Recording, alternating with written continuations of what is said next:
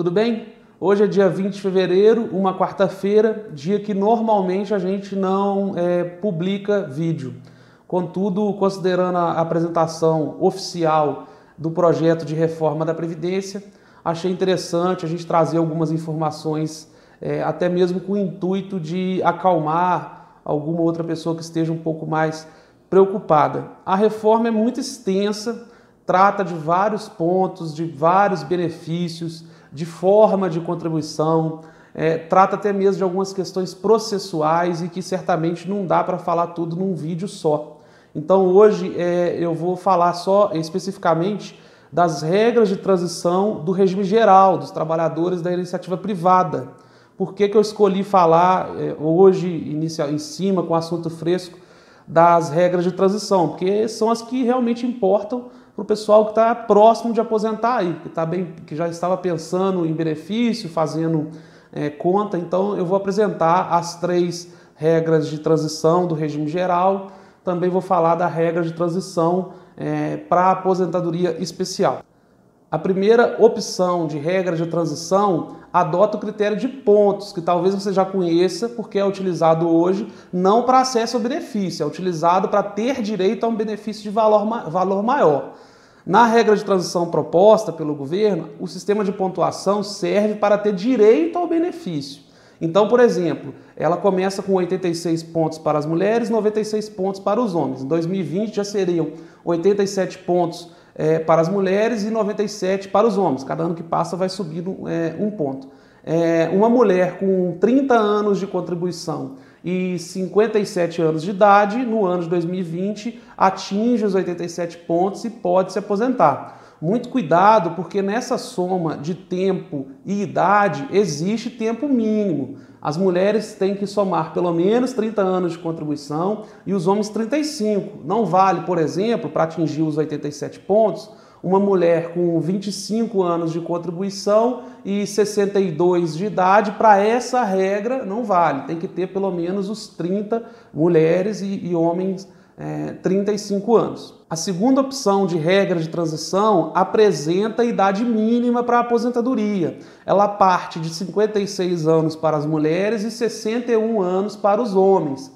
Essa idade ela vai ter um acréscimo de 6 meses a cada ano que se passar. Por exemplo, chegando em 2020, daqui a um ano, não seria mais 56 anos, seriam 56 anos e 6 meses para as mulheres, 61 anos e 6 meses para os homens. A cada ano que passa, sobe 6 meses na idade mínima. O segundo requisito dessa regra de transição é tempo de contribuição. Continua tendo a exigência de mulheres com 30 e homens com 35, tá? Então, exemplificando, no ano de 2020, uma mulher com 56 anos e 6 meses teria que ter pelo menos 30 anos de contribuição. Um homem com 61 anos e 6 meses, pelo menos 35 anos de contribuição.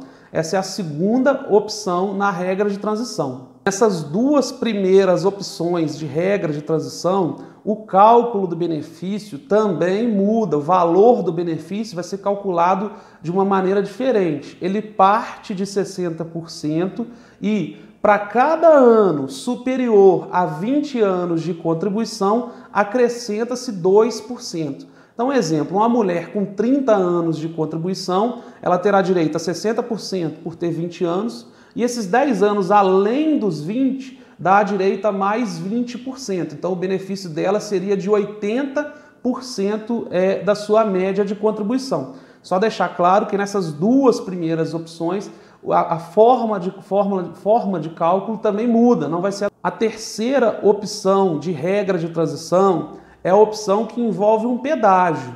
Para quem tem, no dia que for aprovada a reforma da Previdência, homens que tenham pelo menos 33 anos de contribuição, independente da idade. Mulheres que tenham pelo menos 28 anos de contribuição, independente da idade, vão poder se aposentar com um pedágio de 50% do tempo que falta. Então imagine um homem com 33 anos de contribuição na data em que for promulgada a reforma, a emenda à Constituição. Ele, pela lei antiga, ele teria que trabalhar mais 2 anos. Com o pedágio vai ter que trabalhar 3 anos. Mas muita atenção, essa regra só vale para quem tiver pelo menos 33 anos de contribuição em caso de homens e 28 anos de contribuição em caso de mulher. E diferentemente das duas primeiras opções de regra, nesse caso a aposentadoria teria a incidência do fator previdenciário, a fórmula de cálculo que é um redutor no valor da aposentadoria.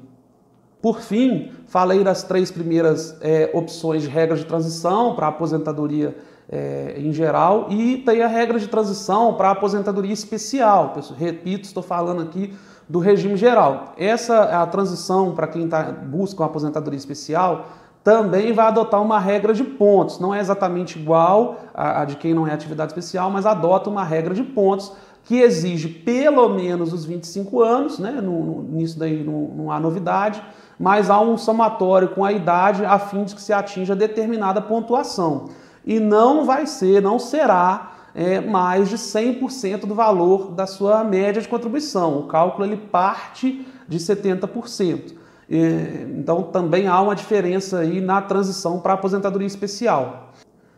Como eu disse, são muitos detalhes, até mesmo a gente tratando só da regra de transição. São muitas informações, pequenos detalhes que fazem a diferença.